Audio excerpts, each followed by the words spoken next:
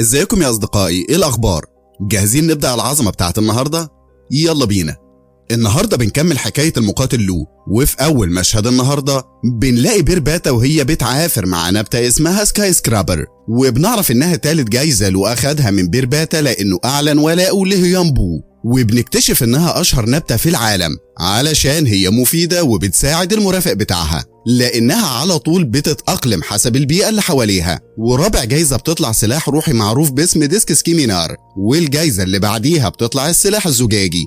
سلاح زجاجي ده اكيد بيضرب رصاص شفاف، واللي بنكتشف انه جزء من السفينة الفضائية، وانها قوية جدا لدرجة انها ممكن تستخدم لقتل خصوم من المستوى السادس الكوكبي. وبنعرف كمان ان لو لو اتدرب كويس هيقدر يغلب بيها مقاتل من المستوى الثامن الكوكبي، وكمان يقدر يغلب بيها مقاتل الرعد بنفسه. وفي اللحظة دي بيرباتا بتطلب من لو انه ما يقولش لحد عن السلاح الزجاجي، طبعا داري على سلاحك ايد، لان حتى اقوى لورد من مستوى العوالم هيطمع فيه.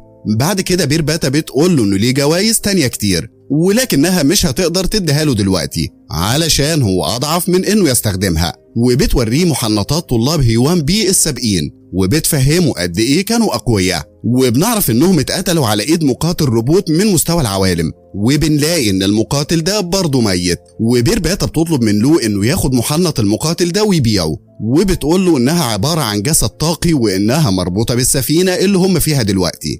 بعد كده بيرباتا بتاخد له اوضة تانية في السفينة، وبتقول له ان السفينة هتحتاج محرك اندفاعي علشان تسيب كوكب الارض، وبتوريه جهاز اسقاطات بيسمح للو انه يتواصل معاه ذهنيا، وبتقول له انه هيتدرب من خلال الجهاز ده. ولو بيطلب منها انها توصله بقصر مقاتلين الحرب، فهي بتضحك وفي ثانية بتنقل له لقصر المقاتلين وبترجعه، وبتقول له ان قدرتها اكبر من كده بكتير. شفت البنت يا صاحبي واثقة قد ايه؟ ولو بيسألها هي ليه اختارته هو بالذات بالرغم من انه مش اقوى مقاتل على الارض، وهي بتقول له انها قاست قوته الذهنيه وهو بيقاتل، وانه سجل اعلى رقم وهو 22، وان بعده على طول كان مقاتل هندي برقم 16، والتالت كان استر برقم 15. فلو بيفهم ان بيرباتا تسببت في كل الاحداث والقتالات اللي فاتت، وهي بتاكد تخمينه، وبتقول له انها هي اللي زرعت الكريستالات في الجزيره، وانها هي اللي زرعت وحش المجسات هناك كمان.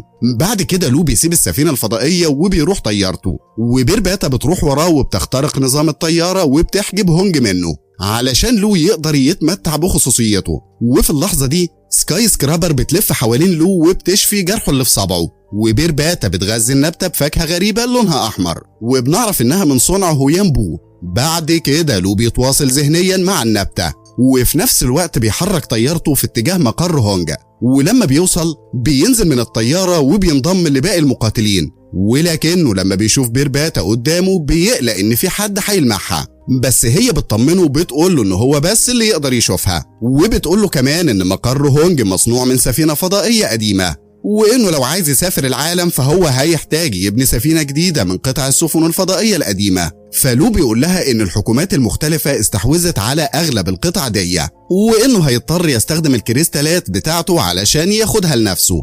بس بيرباتا بتقول له انه هيحتاج يصبر لحد ما يقوى شوية علشان هو جسمه دلوقتي مش هيستحمل جاذبية الكون. لاعب عليك لو جامد برضه. بعد كده لو بيقابل هونج علشان يختار جايزته، لانه لما اكبر عدد من الكريستالات. ولما بيشوف قائمة اختياراته بيرباتا بتقول له يطلب يدخل غرفة الجاذبية، وهونج بيستغرب من طلبه ولكنه بيوافق، وكمان بيديه تم تنين ونباتات روحية. وبعد ما لو بيسيب هونج، واحد لابس نظارة شمس بيعلن وصوله لواحدة غنية، وهي بتروح للو بتقول له ان اسمها ايس دانا وانها رئيسة تحالف البلاد. اهلا وسهلا رئيسة البلاد، شرفتينا ونورتنا في المسلسل. تعالي بقى نشوف حضرتك بتعملي ايه. وبتعزمه على الغدا، وفي المطعم الخاص ايس دانا بتطلب منه يديها كريستالة مقابل اضعاف ثمنها، وبيرباتا بتضحك على العرض ده. في نفس الوقت لو بيستخدم قوته الروحية علشان يقلب الشاي بتاعه، والحراس في المطعم بيتخضوا، ولو بيقول انه مش محتاج فلوس ولكنه مهتم بقطع السفن الفضائية القديمة. فايس دانا بتقول له انها هتحتاج 3 ايام علشان ترد عليه.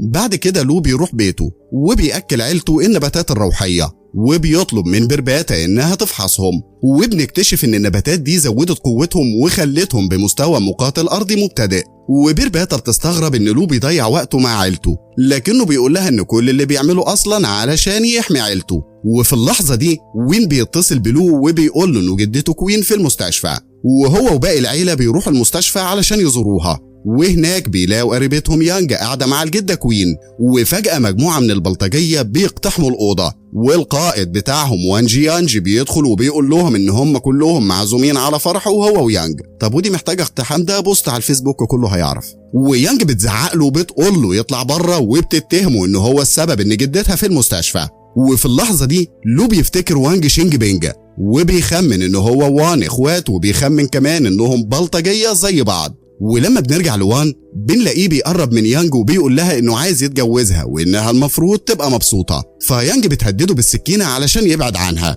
ولكنه بياخد السكينة وبيقول لها ان البروفيسور بتاعها المفضل اتعرض لحادثة، وان جدها قلبه وقف فجأة. يا اخبارك اللي زي وشك. وبنفهم من كلامه ان هو اللي ورا كل الحوادث والمصايب دي. ولما وان بيوقع السكينة في الارض، لو بيلقطها بقوته الروحية وبيبدأ يسقف وبيعرف نفسه، والبلطجية بتوع وان بيحوطوه. وكوين بتحاول تقوم علشان تحمي لو، ولكن باباها بيأكد لها ان لو قدها وقدود.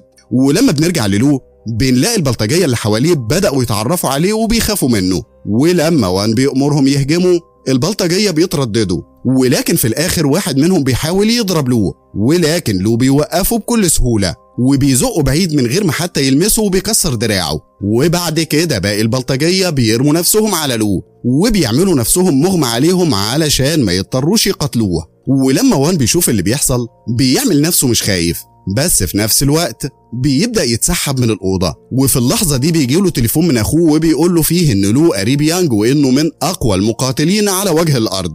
فوان بيجري بسرعة، لكنه بيلاقي البوليس مستنيه بره علشان يقبضوا عليه في تهمة اختفاء عدد من المقاتلين. وبنعرف إن لو سجل لوان وهو بيعترف بجرايمه وإنه بعت التسجيل ده لزمايله في البوليس. بعد كده أجيا جي من البوليس بيظهر وبيطلب إنه يكلم لو، وبيقول له إنهم كانوا بيحسبوا وان مجرد شاب متدلع، ولكنه طلع مجرم حقيقي. هو شكله في وشه قتيل ومجرم بصراحة. وبيوعده إنه هيتعاقب على جرايمه، وبيوريه كل قطع السفن الفضائية اللي عنده.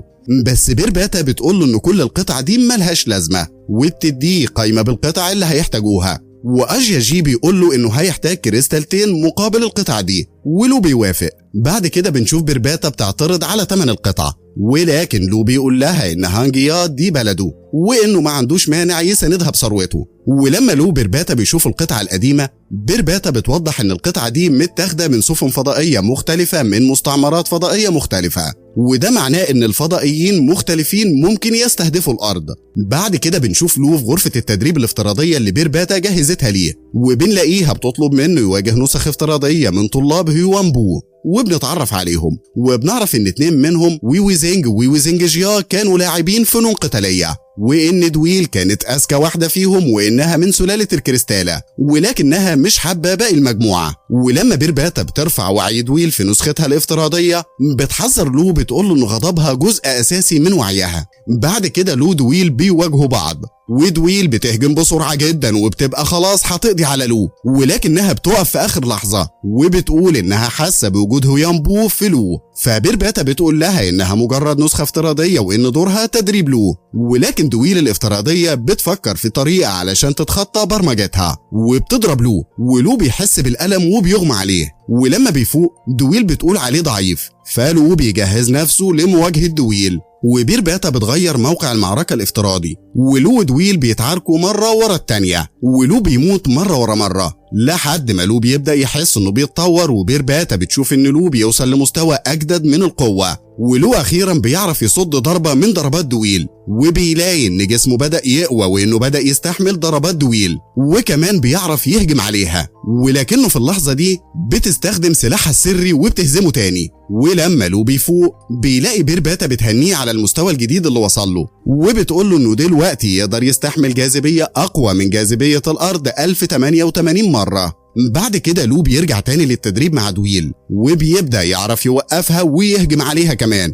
طبعا ده احنا رجالة قوي. وفي مرة بيقرر يستخدم السكاي سكرابر ضدها، وبيشتت انتباهها بيها علشان يحدف عليها السلاح الزجاجي. وبيشتت انتباهها بيها علشان يحدف عليها السلاح الزجاجي، وهي بتعرف تصد الهجوم ولكنها بتبتسم لأول مرة، وبدل ما ترد الهجوم بتقرر تختفي. وبرباتا بتقول للو إن دويل بدأت تحترمه. وفي آخر مشهد بنشوف لو هو بيتأمل وبيكتشف مهارته الروحية الجديدة اللي اكتسبها من تدريبه مع دويل، وبنلاقيه بيفكر إزاي يقدر يستغل قوته الجديدة علشان يغلبها. يا رب يكون الفيديو عجبكم، وما تنسوش تدعمونا وتعملوا لايك وسبسكرايب للقناة علشان ما يفوتكوش باقي ملخصاتنا وفيديوهاتنا. سلام.